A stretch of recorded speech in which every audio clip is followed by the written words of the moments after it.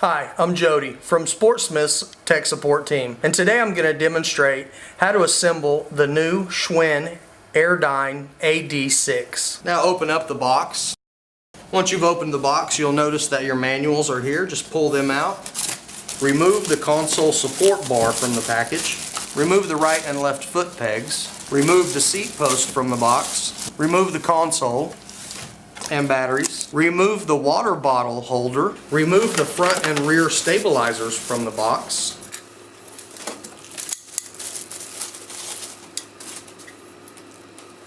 Here's the hardware and tools. Now remove the right and left handlebar from the box. Remove the seat from the box.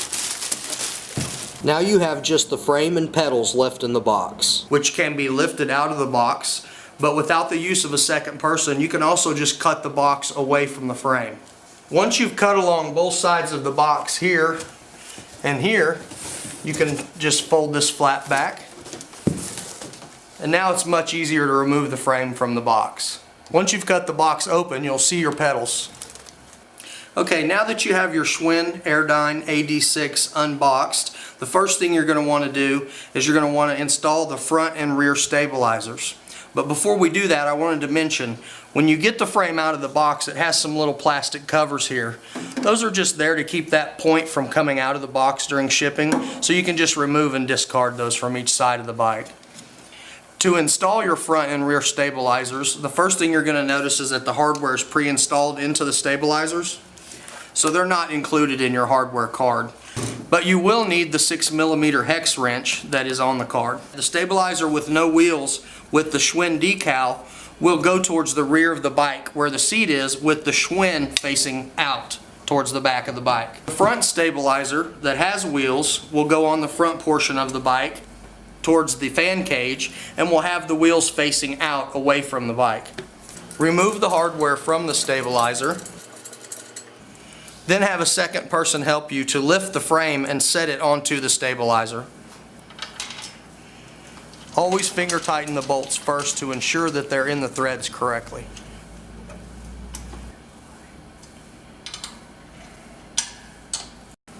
Repeat the process for the rear stabilizer.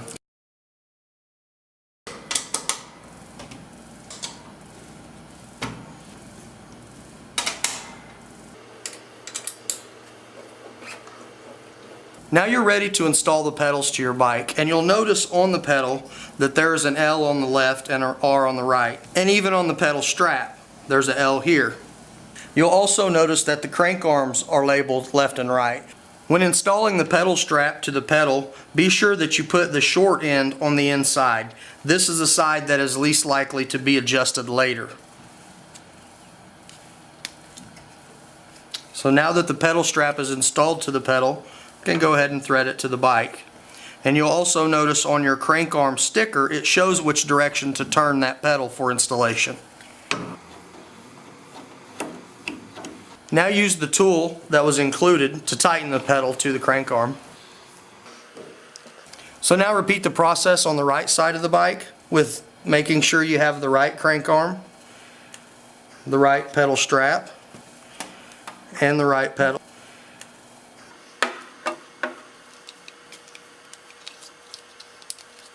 And then install the pedal to the crank arm. Finish tightening the pedal with the included tool. The next step is to install the console support bar, which you'll notice in the frame, in the holes for the console support bar. On one side you have a cable coming up, and there's a little twist tie in that hole. That's just in there to keep the cable from falling in the frame. So before installing the console support bar, you're going to want to loosen that. But don't let the cable fall into the hole. You'll notice on your console support bar on one side you have a cable. You just want to connect that in. Make sure it's fully connected. And then you don't want to crimp it. And slide the support bar into the frame. Now you can move forward with installing the hardware. Now on your hardware card you have some black bolts and washers labeled D and E. Those are the ones you're going to want to use to install the console support bar.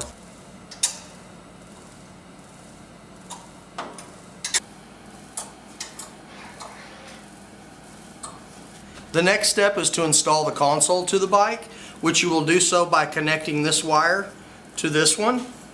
But first you're going to have to remove the hardware here, and then you mount the computer through these 4 holes. So now I've got the screws out. All I've got to do is just untwist this twisty tie here. And again, be careful to not let that cable fall into the frame, because it can be very difficult to feed that through there. Connect the cable. Then you're going to feed the extra wire into the back of the computer here. And make sure you get all of the wire in there and do not pinch it. Now that you've carefully made sure you've got the wire out of the way and it's not being pinched, you can go ahead and install the console to the frame. Install the batteries into the console. Make sure that the negative or flat end goes to the spring on both sides, like so. The next step is to install the water bottle holder to the bike using the hardware that's installed into the frame.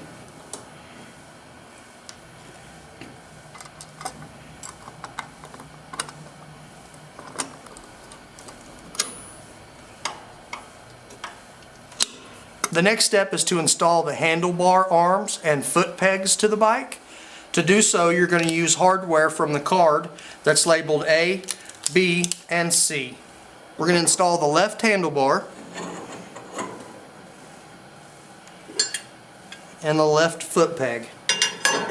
Now, as you can see, if I just let that fall, it doesn't actually line up with the holes. So you will have to find the holes to line them up and get your hardware started.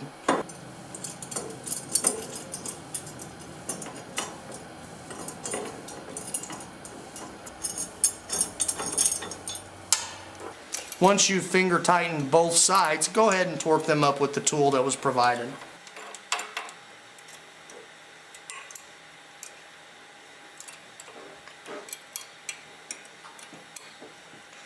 Now install the seat post into the bike, making sure the holes face the back. And before you put the seat post in, you will have to unscrew this adjustment knob. Once you've done so, you can pull out on the knob, and that will allow the bar to slide in. See, it'll catch. When you pull that out, it'll slide in. So you can just set it to some adjustment and then tension it back up. The last step is to install the seat. To do so, you would just simply slide this post into this hole, then use the tool provided to tighten this nut clockwise. Be careful, because if you get this flipped around the other way, there's a catch and it won't slide onto the post. So make sure it's on that smooth side. Install the seat to the post. Adjust your seat angle and then just tighten the nut to the seat post.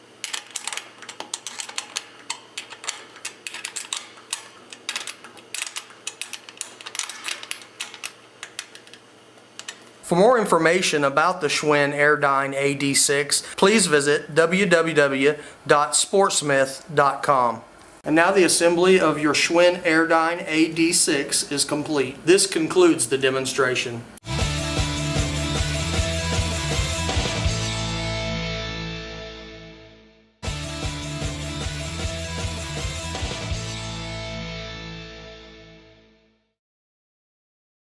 Hi, I'm Jody from Sportsmith's Tech Support Team, and today I'm going to demonstrate how to assemble the new Schwinn Airdyne AD6. Now open up the box.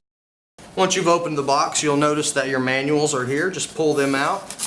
Remove the console support bar from the package. Remove the right and left foot pegs. Remove the seat post from the box. Remove the console and batteries. Remove the water bottle holder. Remove the front and rear stabilizers from the box.